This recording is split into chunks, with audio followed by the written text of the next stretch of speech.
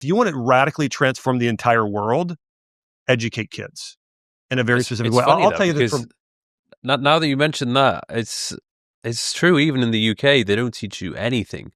And the first time that I actually started to understand the fundamentals of nutrition was when I did my personal trainer certification. And that was when I was 20, I think it was 22, 23. And that was when I was Mhm. starting to understand what macros were and how many calories are in 1 gram of carb, 1 gram of fat, protein, and what it is that why you need to eat a certain amount of protein and how you can adjust these different intakes to change your body composition. And it was fortunate that I was actually active and doing a lot on a day-to-day basis because I never really struggled to lose body fat. I never got fat, but it did get to the point when I was struggling to gain weight. Like I was going to the gym and I was like, okay, like I look good, but I want to get bigger. I want to get heavier, but I can't get heavier. Like what's going wrong? And it was just a very basic issue of me not consuming enough calories. But I didn't know anything about it until I actually started to do my own research and learn more about the topic. So you're right. I mean, if there's just even something very basic at school teaching you about food will make a huge difference.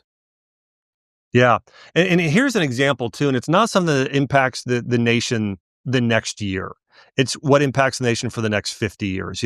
Like in the United States, we pulled God out of schools. I want to say it was like 1962.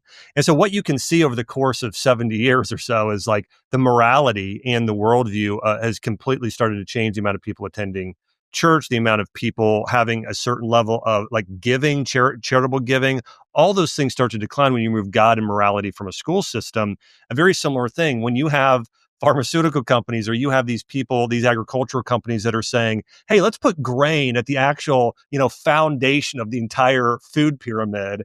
What's going to happen? Obesity, right? Autoimmune disease from doing all of these hybridized, gluten containing grains. And so,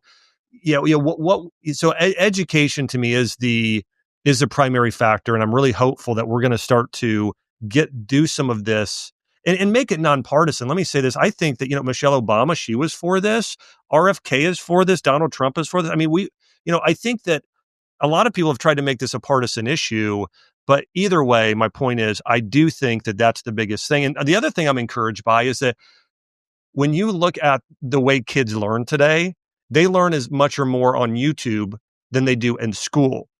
And there are so many creators now like yourself, where people can learn some of these principles, whether it be from having, I've gone through your channel. You've got so many great things on how to be successful and experience a growth mindset, and a lot of the sort of psychological and principles of being successful.